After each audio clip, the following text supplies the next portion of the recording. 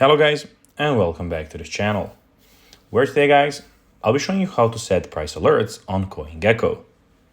So guys, the first thing that you of course need to do is go to Google Play Store or the App Store and download the CoinGecko application. After that, you just need to go and log into your profile or register to CoinGecko if you haven't already done that. But now guys, let's see what we actually have in front of us here. So as you can see in the left bottom corner, we have the market. We also have the portfolio. We have the search bar, the explore, and we have the more options.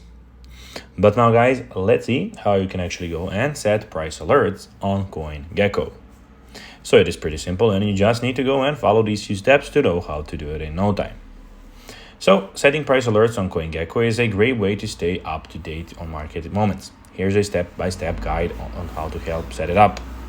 First of all, download the CoinGecko mobile app. This app is available both on iOS and Android platforms. Then sign up or log in. If you don't have a CoinGecko account, you'll need to create one. If you already have an account, just log in. Then you need to go and choose your coin. Search for the cryptocurrency you want to go and track. Set a price alert. Look for the bell icon at the top right of the coin's page. Click on when you go here, so basically on the coin, and you have the bell. Click on the open price alert settings, enter target price and choose whether you want a one-time alert for recurring notifications. Click save to set your alert. So guys, that will be everything for this video.